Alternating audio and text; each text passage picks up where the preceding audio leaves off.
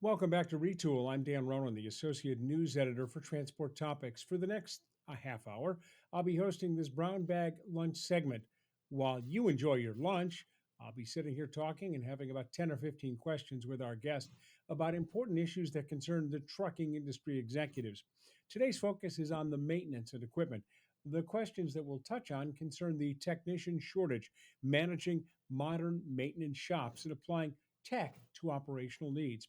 To provide the executive perspective, we're joined by Jacob Findlay, the co founder and CEO of Fullbay. His background is primarily in finance, but he founded Fullbay in 2015 to create a purpose driven management system for fleets and independent repair shops to become more efficient and to increase their profits. Prior to Fullbay, he ran the finance team for the number one medical record software company for the physical therapy industry. Jacob, thanks for joining us. It's nice to have you. Great to be here, Dan. To our attendees, I hope you have your lunch ready and let's begin. You work with thousands of maintenance teams for private fleets and independent repair shops. How are they handling the technician shortage, which we hear so much about? Yeah, it's a big issue. I've talked to a lot of people about this, and some of the ways they're addressing it are number one, making sure they keep the technicians that they already have happy, make sure that they have a high retention rate of their existing technicians. Another thing they're doing is forming relationships with trade schools that are educating the next generation of technicians to make sure that they start early in the recruiting process. And a third thing they're doing is creating in-house apprenticeship programs so they can cross-train and accelerate the growth of the technicians that they are able to find and train. It sounds like a big task, isn't it? It is a big task, and it is by far the number one issue facing the industry. So uh, the shops that are stepping up are ahead of the curve. And it is an interesting one task indeed, because as you talk to those, and I've had a chance to talk with some folks who are in the technician industry, uh, they say that attracting talent is one of their hardest things to do. That finding young men and women is the hardest thing they have to do. Absolutely. It's increasingly hard because, as we all know, there's a skills gap in the Western world where fewer and fewer people are going into the trades, and that includes diesel repair. And you mentioned trying to find men and women. What we've seen in our research is less than 1% of all technicians are female. And while that is a very low statistic, it actually represents a huge opportunity. So the shops that are going after females for these roles are finding people that otherwise were overlooked in the past. You say that Full Bay is a purpose driven operation for heavy duty repair. Right. Give us a definition. That when I was reading some of the copy and looking at that, I thought that's kind of an interesting definition, but what exactly does that mean? Well, Fullbay in a way is like a love note to the fleet and commercial repair industry. It was purpose built for a commercial repair. We don't sell it to light duty repair shops that fix, consumers' vehicles. Um, what I saw and the central thesis for why I started Fullbay was that there wasn't a really good solution in the market built just for heavy duty repair. Most of the technology I saw was built for light duty repair, or it was built for internal fleet maintenance, and maybe it was pretty outdated. So my goal was to create something that had the robust features needed for heavy duty, along with the Mhm. modern capabilities of, say, a cloud software platform that could be constantly improved, connected to other tools, um, the things that are needed to thrive in the 21st century. Okay, so let's make sure we just make sure the differentiation. Yeah, You're specifically talking about the heavy duty side of the house is what you're working in. A correct. shop that would repair my car or maybe a light duty truck. You don't play in that space. We don't, and we think that that is one of our strengths. So you mentioned some of my background is in electronic medical records, and in a prior life, I worked with a company that had built software that is electronic medical record software, but specifically for physical therapy, for rehab therapy. And there are plenty of EMR solutions out there that people try to apply to any kind of discipline in medicine. But it turns out that the ones that are super focused on specific practices in medicine do very well because they understand the workflow of the clinician. If you have any doctors, nurses, or other clinicians in your life and you get them talking about their electronic medical record software, they typically complain about it because it's this one size fits all solution. So we found success doing that in the EMR world. And the thesis here is very similar, that by focusing specifically on heavy duty repair and the needs of fleets, that we can be far more successful than building software that's kind of a shotgun approach, trying to be everything to everybody. Does that make sense? It does make sense. And I wanted to bring that up because you mentioned that you were in the physical therapy world. And I should tell our viewers and listeners, a couple of years ago, I had shoulder surgery. I needed my shoulder fixed. Yeah. And I went through about 40 rehab sessions. And I was always amazed how the technician, the guy who was doing the rehab on my shoulder, the woman doing the work on my shoulder, how they were able to time the whole thing out. Right. You're the guy. No, no, I am not the guy. I helped the people. It's a female, actually, who was really the driving force there. But chances are the clinic that you are going to is run on that software. In fact, I myself am going to a physical therapy appointment for a mountain biking accident on my shoulder this afternoon. And coincidentally, they also run on the software that we built. So yeah, it's fun to have impacted so many lives. Rotator cuff injuries are no fun, are they? No, they are not. It took actually, I should just, before I digress too much, it took about 18 months before this thing felt like it was back in the right order. I mean, it took a I long believe time. it. I believe it. I'm 7 months in and it's getting there. But yeah, it's amazing. Thank goodness for Well, physical therapists. I should tell you, I'm swinging a golf club and my golf swing has never been better. So Good, maybe it's because I've got a new shoulder and it's all nice and tight. good, Who knows? good. Let's talk about the COVID-19 pandemic because we're still into it. It's still here. It's still a problem. How do you think the industry has fared during the COVID pandemic? And how do you think we've separated the winners from the losers with regards to the trucking industry? Well, it's a mixed bag, Dan. What we see, and we coincidentally were gathering quite a bit of data during 2020 to publish the first ever state of heavy duty repair report that you can download this for free at heavydutyreport.com. What we saw was that a little over half of the industry saw a drop in revenue in 2020, and it was really sector by sector and region by region. But the rest either stayed steady or actually saw gains. So a lot of the variance was based on industry and geography, but I think a lot of the fleets and shops performed differently based on how adaptable they were, how well they were set up. So if you were able to add new sources of revenue, or you were able to add some precautions so you could keep wrenches turning, you could ride it out. And fundamentally, what we see in the industry is the shops that are able to stay ahead of the curve are the ones that are doing the right fundamental business practices. They are the ones that were able to ride it out the best. Okay, good point. They've maybe got different sources of revenue coming in. They've got different revenue streams and the like, that sort of thing. Yeah, when times are good, you can kind of shoot from the hip, work without maybe a financial plan, check the cash balance in the bank to tell you whether you're making money. But when times get tough, business rules do apply, natural principles apply. And so when a crisis hits like that, it really is a differentiator, the ones that have some financial and business discipline in place. Gravity tends to take hold in those type of situations, doesn't it? Yeah, yeah, for sure, for sure. Through your experience working with fleets and independents, what has surprised you the most about how they operate and Yeah. the operations that they run? Let's talk about that. Yeah, I guess the most surprising thing is that we haven't seen as fast of an adoption of technology as we've seen in other industries, even in medicine. And I would say medicine is still 10, maybe 15 years behind on technology. I think on the fleet Really? side, we might be in the same boat, if not a little worse. So in general, I think there can be some resistance. We hear a lot of shops that are too busy to bring on new technology. That's certainly true, especially with the technician shortage. But the reality is that if you don't make efforts to stop working in the business as the owner of a fleet or shop, instead of working on the business, you're going to limit your own growth. But once you kind of get over that hump and start taking advantage of all the great technology out there, the sky really is the limit. So um, I like the analogy of you would never run a tire shop without a compressor and an impact wrench, right? You'd never run a tire shop with just lug wrenches. And yet effectively, that's what a lot of shops and fleet operations are doing on the maintenance side. Not on removing tires, but when it comes to running the shop and operational efficiency and so forth. So There are a lot of tools available out there to help the shops move forward technology wise. And it's getting better, but that's definitely been a big surprise. Is there a thinking in some circles that it served me okay in 1974 and, you know, 47, 48 years later, it still serves me okay now? Yes, we definitely see that.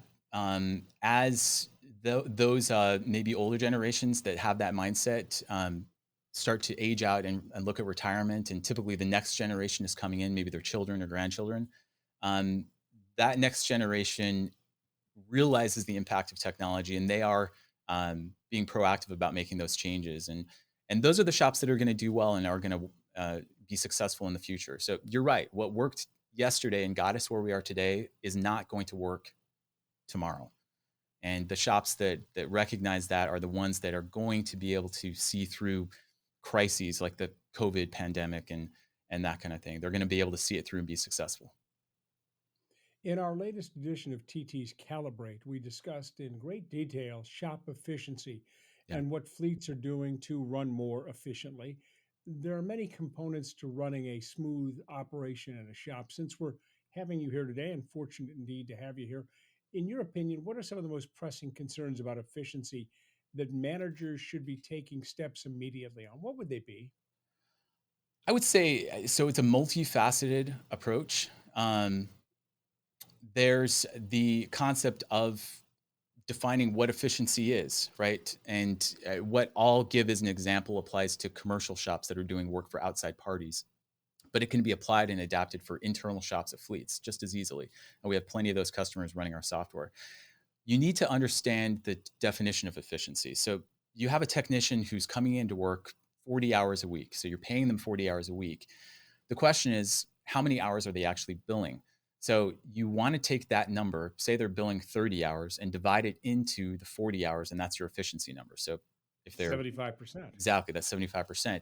Not everybody has the same definition or sound understanding of that. And even if they do, they don't necessarily have a great way of tracking that efficiency. So obviously, with the timekeeping system, because of payroll, you have to know how many hours the technicians are working.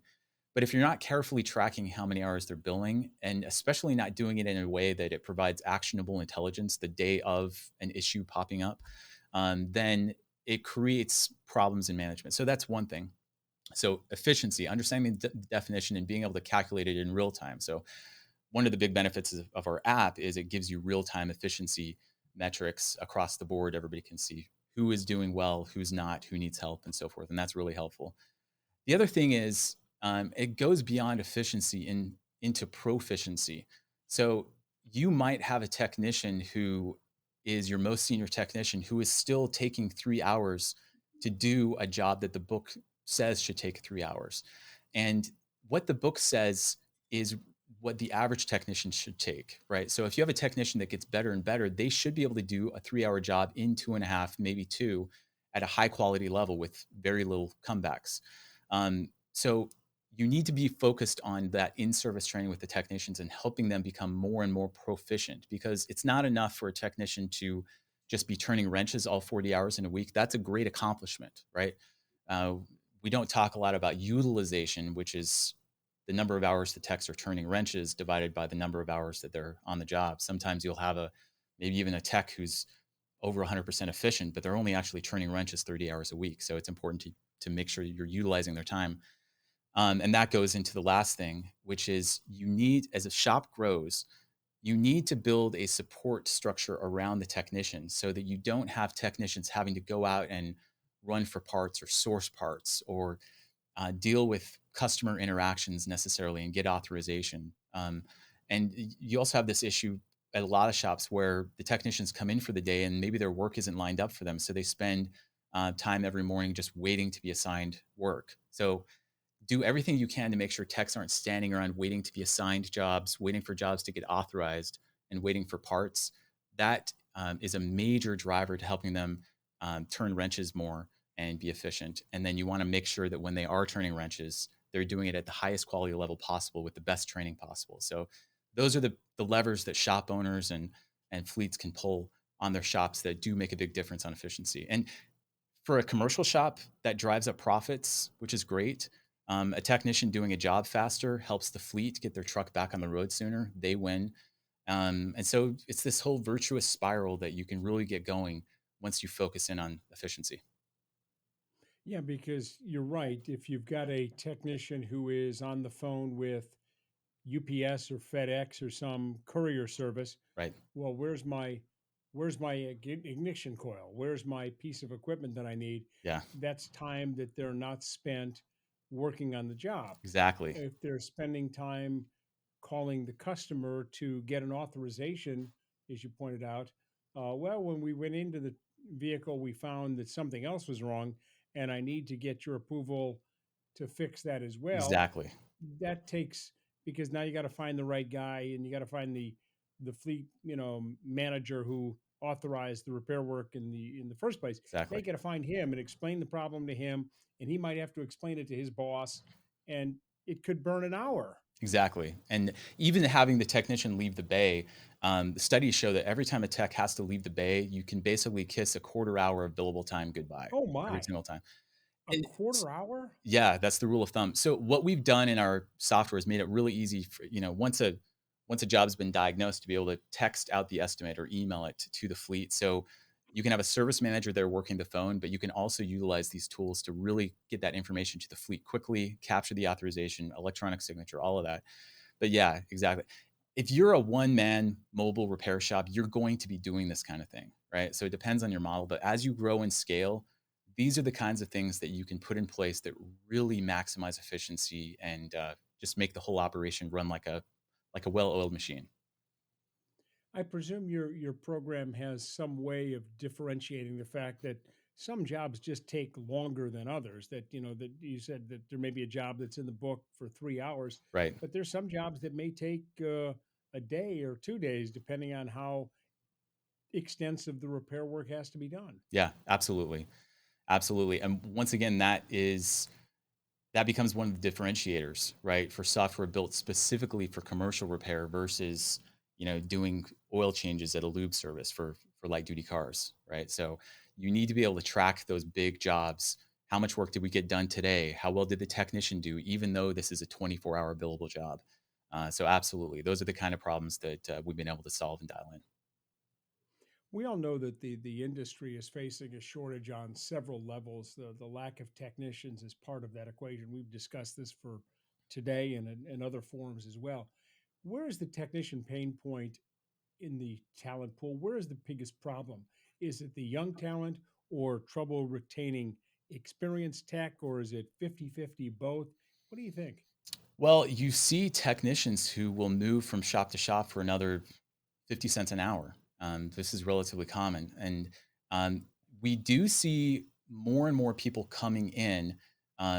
There's some innovative things being done around recruiting people into the industry and so forth. So there's a lot of hope there on that front and utilizing repair shops as training locations and so forth. But keeping the technicians that you have, keeping the talent that you have, is a major problem because they will move. They will, take their toolbox and leave for a small pay increase. So the position that I take and that I recommend for shops is make sure that your technicians are well compensated. Make sure that they are not relying on maybe a bonus for productivity just to be able to pay their bills.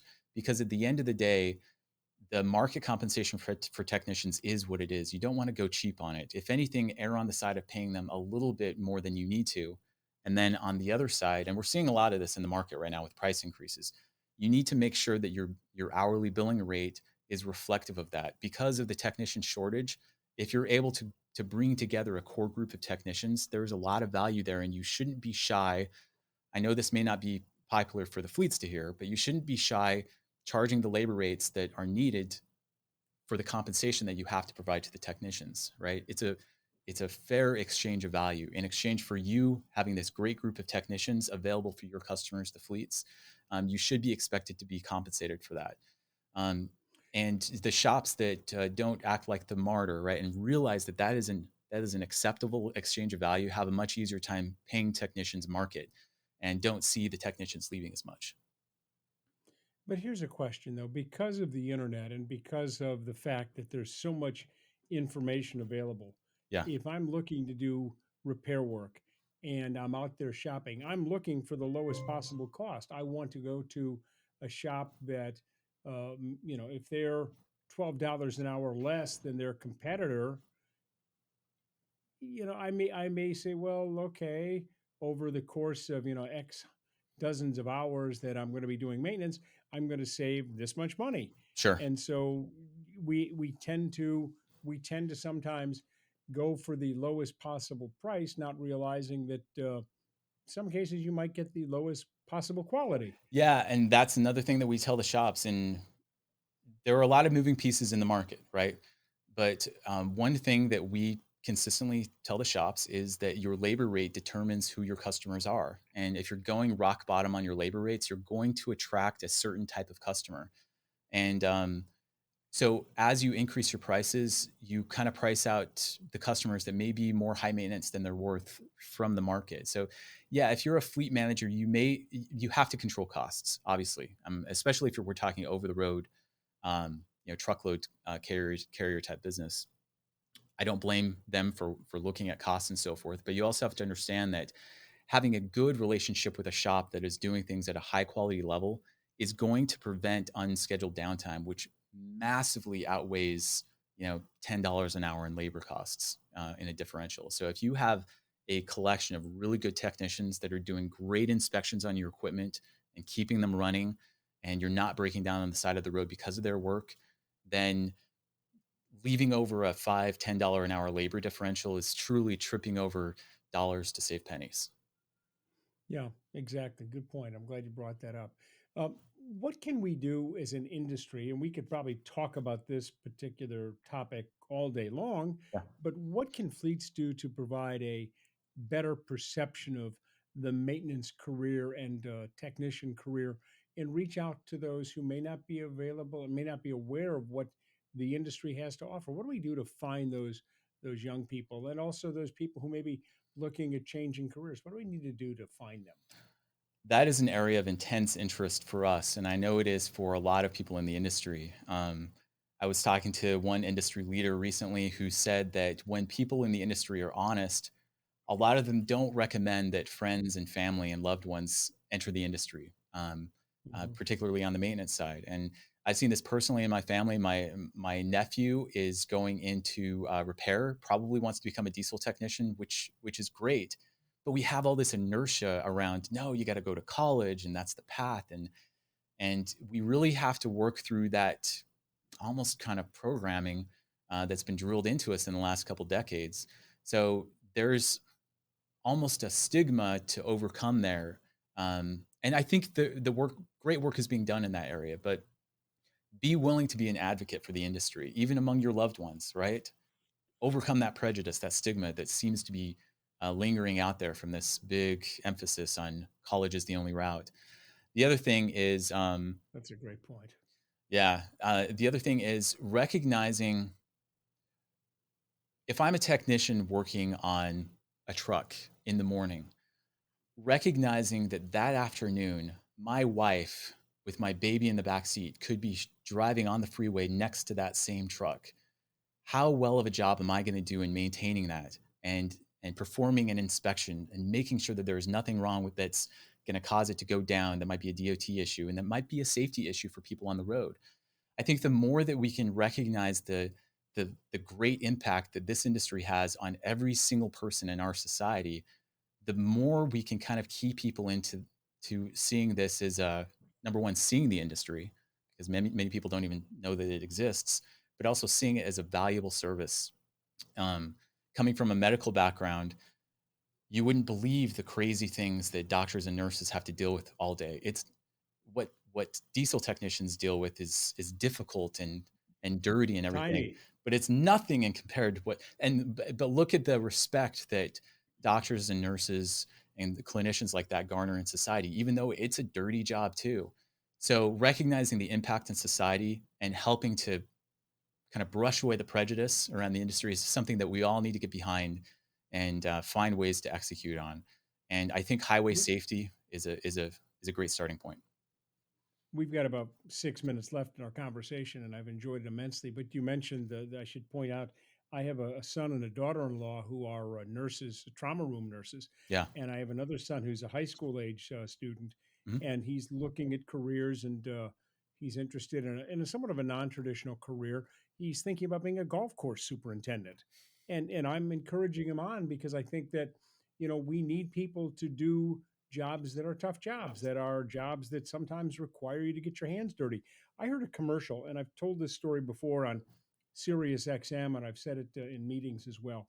Uh, the Washington Nationals baseball team has got a radio commercial on their games where the local steam fitters union is running a commercial that, basically the announcer says if you're 17, 18, 19, or 20 and not planning to go to college, the local steam fitters union says we Nice. can give you a 5-year technician training, an apprenticeship, and at the end of the 5 years, you'll be a licensed steam fitter, and you'll be making $100,000 a year with no college debt. Right. And I got to tell you, in a world that needs plumbers and carpenters and technicians and nurses and golf course attendants, if someone offered me that deal when I was 17 or 18 years old, I might have taken it. Yeah, exactly. My kids, I have 8 kids. The oldest just turned 18, and they've kind of gotten me into TikTok, and they keep me I'm glad you abreast of brought that up. the stuff. Right. But a common complaint on there is in the inflationary time we live, housing prices are getting crazy, and the starting salary for a new college graduate is so low in comparison to the average cost of housing. And yet, like you said, 100,000 plus a year for a paid apprenticeship where you're not going to have any kind of debt, that is a path to having a home and living a decent lifestyle and so forth. And something's got to give there. And I think if we can all band together and push in that direction, we can help that kind of movement happen more quickly and help solve the technician shortage. But yeah, Yeah, when I talked to my son about getting into the nursing profession, I said to him, I said one thing. I said, "You'll never be unemployed." I said, no, you'll always be working." And lo and behold, he's 25 years old and he's well on his way. So to in that point, demand. Yeah, you brought up social media, and we've got about 3 minutes left. So I want to bring this up. Should we as an industry be looking at using not only Facebook and Twitter, but some of the other social media platforms to attract and at least whet the interest of young people who are out there and to get their attention and say, you know what, this is a good industry. You can make a very substantial living and work hard and have a lot of fun. Should we be using them? And if we're not, why aren't we using them right now? absolutely, we should. And it's important to approach it in the right way. And so I mentioned TikTok. There are TikTok channels with hundreds of thousands of followers following diesel technicians, and people go in and they see what these technicians are doing, and it's really interesting. They get a lot of likes. But these are random technicians. It's not the ATA doing this or any kind of organization. It's not kind of coming from the top down. It's grassroots. And so people may not realize how interesting what they do. One of the most popular channels on there is this guy that rebuilds electric motors. And it's No fascinating to kidding. watch his videos. Yeah, it's great. So you may not realize that what you're doing is actually super interesting to people. And thinking about all this momentum pushing people into college, a certain percentage of the population would feel glorious being in the world of diesel maintenance and everything. It's just never been introduced to them. And so they are out there.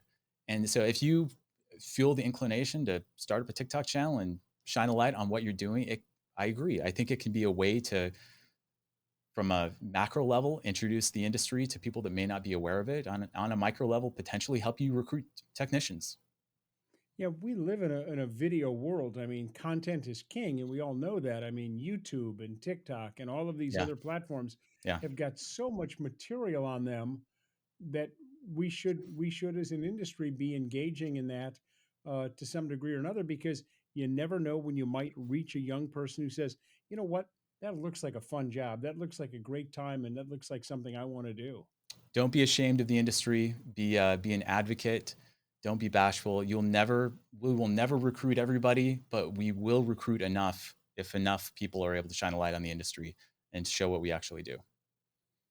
Jacob, it's been a lot of fun chatting with you. We've been chatting for almost 30 minutes here. Any closing thoughts while we wrap up our brown bag lunch segment? And I hope our listeners and our viewers have enjoyed the conversation. But any closing thoughts? Yeah, I mean, I really appreciate the opportunity to join you and everyone listening today. This is an important topic, and there's definitely a balance that fleets and shops are dealing with right now of how do you get more out of your technicians without risking leaving them behind when they're in such high demand or having them leave you behind. And at the end of the day, I don't think it takes a lot to keep technicians happy, like we've discussed. And just to give Fullbay a quick plug before we go, improving technician efficiency and utilization is one of the core functions of our software. So we're helping thousands of fleets and shops easily track these metrics, along with improving everything from inventory management to customer communication. So if you are interested in learning more and seeing what we've built, we would love to chat. Where do they find you on social media? Find us at fullbay.com and on social media under at Fullbay and at Fullbay app. And business wise, you're on, I imagine, LinkedIn and all of the other We're all platforms as over well. on all the platforms. Yeah, please like us, follow us, and we put out great content that's free, just helping shine a light on the industry that you're free to share and utilize without even being a customer. Jacob, it's been a real pleasure chatting with you. Thank you. Same, Dan. Thanks a lot. Our guest has been Jacob Findlay, the CEO and co founder of Fullbay, and he's been joining us for this edition of our Brown Bag Lunch on Retool. I'm Dan Ronan from Transport Topics. Thanks for watching.